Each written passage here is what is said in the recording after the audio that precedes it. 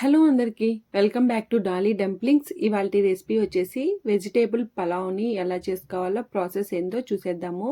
Taste అయితే మాత్రం chicken బిర్యానీకి ఏమాత్రం తీసిపోదండి, అంత బాగుంటుంది. మీరు కూడా ఒకసారి తప్పకుండా ట్రై చేయండి. ఇప్పుడు ఈ వెజిటేబుల్ పలావ్ని ఎలా చేసుకోవాలో ప్రాసెస్ చూసేద్దాము. దీనికోసం నేను ఇక్కడ ఈ గ్లాస్తో 3 గ్లాసులు బియ్యాన్ని తీసుకున్నానండి. నేను ఇక్కడ నార్మల్ మసూరి బియ్యాన్ని తీసుకున్నాను. మీకు కావాలంటే బాస్మతి రైస్తో కూడా చేసుకోవచ్చు. ఈ బియ్యాన్ని శుభ్రంగా వాష్ చేసుకొని ఇందులో 2 గ్లాసులు వాటర్ పోసుకొని ఒక 10 నిమిషాలు నానపెట్టుకోవాలి. ఇప్పుడు స్టవ్ ఆన్ చేసుకొని కాస్త వెడల్పుగా ఉన్న కడాయిని పెట్టుకొని ఇందులో అరకప్పు వరకు ఆయిల్ వేసుకోవాలి. ఆయిల్కి బదులు మీరు నెయ్యితో కూడా చేసుకోవచ్చండి. నేను మాత్రం ఆయిల్నే వేస్తున్నాను. ఇప్పుడు ఇందులో హోల్ బిర్యానీ దినుసుల్ని వేసుకోవాలి. ఇవి కాస్త ఫ్రై అయిన తర్వాత ఇందులో సన్నగా కట్ చేసుకున్న 4 కారం గల పచ్చిమిర్చిని వేసుకొని కాస్త ఫ్రై అయిన తర్వాత సన్నగా పొడవుగా కట్ చేసుకున్న 2 మీడియం సైజు ఆనియన్ తరుగు వేసుకొని ఆనియన్స్ లైట్ గోల్డెన్ బ్రౌన్ కలర్కి చేంజ్ అయ్యే వరకు వేయించుకోవాలి. ఆనియన్స్ వేగిన తర్వాత ఇందులో 1.5 టేబుల్ స్పూన్ వరకు ఫ్రెష్గా దంచుకున్న అల్లం వెల్లుల్లి పేస్ట్ని వేసుకొని అల్లం వెల్లుల్లి పేస్ట్లో నుంచి పచ్చివాసన పోయి ఆయిల్ పైకి తేలే వరకు బాగా మధ్యలో కలుపుతూ వేయించుకోవాలండి. చూడండి, ఇక్కడ అల్లం వెల్లుల్లి పేస్ట్ అనేది ఫ్రై అయిపోయింది. ఇప్పుడు ఇందులో 3 మీడియం సైజు టమోటాల్ని చిన్న ముక్కలుగా కట్ చేసి వేసుకోవాలి. ఏ బిర్యానీలోకైనా టమోటాల్ని కాస్త ఎక్కువ వేసుకుంటే టేస్ట్ అనేది చాలా బాగుంటుందండి. ఇలా టమోటాల్ని వేసుకున్న తర్వాత మంటని మీడియం ఫ్లేమ్లో ఉంచి టమోటాల్ని మధ్యలో మిక్స్ చేసుకుంటూ టమోటాలు మెత్తగా అయ్యే వరకు ఫ్రై చేసుకోవాలి. ఇందులోనే 1.5 టేబుల్ స్పూన్ వరకు గల్లుప్పు వేసుకోవాలి. గల్లుప్పు వేసుకొని ఒకసారి మళ్ళీ బాగా మిక్స్ చేసుకోవాలి. ఇలా సాల్ట్ వేసుకోవడం వల్ల టమోటాలు త్వరగా మెత్తగా మగ్గుతాయండి. చూడండి, ఇక్కడ టమోటాలు కాస్త మెత్తగా మగ్గిన తర్వాత ఇప్పుడు ఇందులో మీకు నచ్చిన వెజిటేబుల్స్ని వేసుకోవాలి. నేనైతే ఇక్కడ బీన్స్, క్యారెట్ అలాగే ఆలుగడ్డని వేస్తున్నానండి. మీకు కావాలంటే ఇందులో కాలీఫ్లవరు అలాగే బీట్రూట్, పచ్చి బఠానీ కూడా వేసుకోవచ్చు. ఇంకా మీల్ మేకర్స్ కూడా వేసుకోవచ్చు అండి. నేనైతే అవేమీ వేయట్లేదు. ఈ 3 వెజిటేబుల్స్తో మాత్రమే చేస్తున్నాను.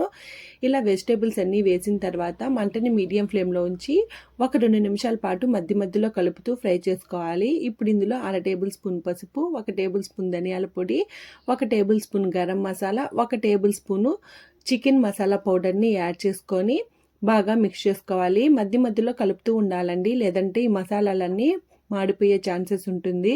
ఇప్పుడు ఇందులో 1 టేబుల్ స్పూను కారం వేసుకోవాలి. కారం అనేది మీరు తినేదాన్ని బట్టి వేసుకోండి. నేను తీసుకున్న కారం అయితే పర్ఫెక్ట్గా సరిపోయింది.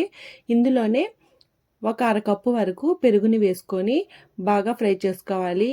ఈ గ్రేవీలో నుండి ఆయిల్ సపరేట్ అయ్యే వరకు మధ్యలో మిక్స్ చేసుకుంటూ మంటని మీడియం ఫ్లేమ్లో ఉంచి ఫ్రై చేసుకోవాలండి. ఇప్పుడు ఇందులో సన్నగా కట్ చేసుకున్న కాస్త కొత్తిమీర అలాగే కాస్త పుదీనాని వేసుకొని బాగా మిక్స్ చేసుకోవాలి. ఇప్పుడు మనం ఏ గ్లాస్తో అయితే బియ్యాన్ని తీసుకుంటామో ఆ గ్లాస్తో వాటర్ని వేసుకోవాలి. నేను ఇక్కడ 3 గ్లాసులు బియ్యాన్ని తీసుకున్నానండి. ఇందులో వచ్చేసి నేను 4 గ్లాసులు వాటర్ని వేసాను. అలాగే 2 గ్లాసులు నీళ్ళని బియ్యంలో పోసి పెట్టుకోవాలనండి.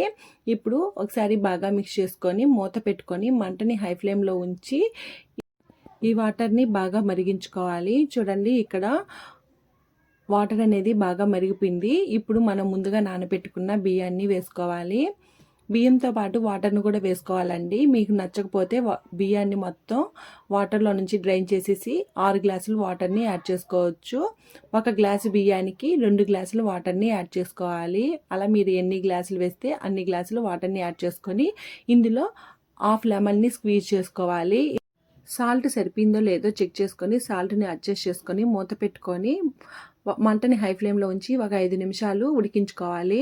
మధ్యలో మూత తీసుకుంటూ బాగా మిక్స్ చేసుకుంటూ ఈ బిర్యానీని ఉడికించుకోవాలండి. మీరు బిర్యానీని అలాగే వదిలేసారంటే మాత్రం ఈ రైస్కి ఈ మసాలా అంతా పట్టదు, అలాగే అడుగు కూడా మాడిపోయే ఛాన్సెస్ ఉంటుంది. చూడండి, ఇక్కడ 5 నిమిషాల తర్వాత బాగా మిక్స్ చేసుకుంటే వాటర్ అంతా ఎవాపరేట్ అయిపోయింది కదా. ఇప్పుడు మంటని మీడియం ఫ్లేమ్లో ఉంచి మరో 3 నిమిషాల పాటు బాగా ఉడికించుకోవాలండి. ఇప్పుడు సిమ్లో పెట్టి 2 నిమిషాల పాటు ఉడికించుకోవాలి. ఇలా బిర్యానీని మొత్తాన్ని బాగా మిక్స్ చేసుకున్న తర్వాత స్టవ్ ఆఫ్ చేసేసుకొని మూత పెట్టి ఒక 10 నిమిషాల పాటు అలాగే వదిలేయాలి. మరి బిర్యానీని వేడిగా ఉన్నప్పుడు కలిపేయకూడదండి, రైస్ అనేది విరిగిపోయే ఛాన్సెస్ ఉంటుంది. చూడండి, 10 నిమిషాల తర్వాత మూత తీసి చూస్తే బిర్యానీ చూడండి ఎంత చక్కగా పొడి పొడిగా అయిపోయిందో కదా. దీన్ని వేడివేడిగా సర్వ్ చేసుకుంటే చాలా బాగుంటుంది. ఈ బిర్యానీని రైతాతో కానీ, చికెన్ గ్రేవీతో కానీ, మటన్ గ్రేవీతో కానీ ఏ కాంబినేషన్లో తీసుకున్నా కానీ చాలా బాగుంటుందండి. చూశారు కదా వెజిటేబుల్ పులావ్ని ఎలా చేసుకోవాలో ప్రాసెస్ ఏందో. ఈ వీడియో మీకు నచ్చితే లైక్ చేయండి, షేర్ చేయండి, కామెంట్ చేయండి. అలాగే ఈ రెసిపీ మీరు ట్రై చేస్తే మీకు ఎలా కుదిరిందో కామెంట్ చేయండి. మరిన్ని వీడియోస్ కోసం ఛానల్ని